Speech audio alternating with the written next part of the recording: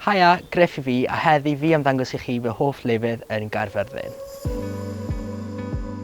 So ges I fynenu yng Caerfyrddin a fi wedi byw fan hyn ers fi fod ym 4 mlynedd oed a cyn hynny yn 3 wan a mae wedi bod yn dre lyflu I godi fyny ynddo.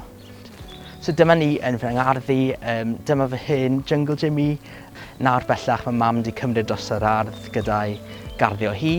Bach o sort of wildlife space I ni a fi'n joio bod mas yma.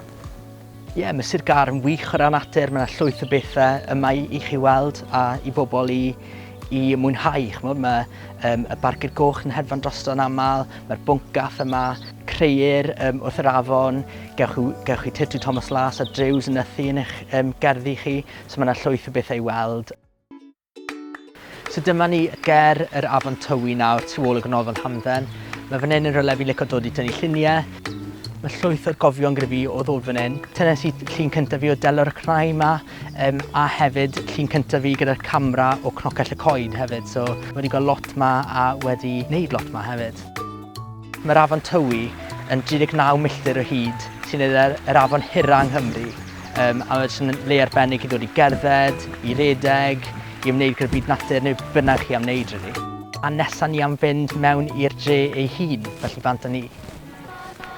So nawr ni yma yn heol y brenin.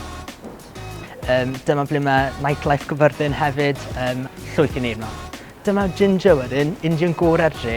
Maen nhw'n really accommodating vegans, fi'n caru mynd na, ideal, felly checwch nhw mas. Croeso wedyn i'r lyric ble mae sioe theatr y dre yn digwydd. Fun fact am y lyric yw bod Jurassic Park wedi cael ei premio yma yn 1993. A dyma ni wedyn cwrw. Mae cwrw yn un o fy hoff lefydd yng Caerfyrddin I fynd I gymdeithasu. Mae nhw'n ysweithi LHDT mas na. Mae nhw'n ddangos bandiau newydd a maen nhw'n le wych ac yn hwysol. So fan hyn wedyn oedd gorymdaith Pride Caerfyrddin yn mis Medi. Mi oedd hi'n dyrnod hyfryd, nes I gwrdd â llawer o bobl newydd yn y gymuned. Lot o bobl yn gefnogol iawn a lot o ffrindiau teulu yna a wedi wneud lot o ffrindiau newydd. Oedd arwain y parade yn eitha random ond yn anrhydedd I wneud na yn fy nhre I yn Caerfyrddin a fi wir yn disgwyl mlaen am blwyddyn nesaf a gweld beth gall y gymuned cyflawni gyda'i gilydd. Felly dyna yw fy Sir Gar I a diolch yn fawr I chi am wylio.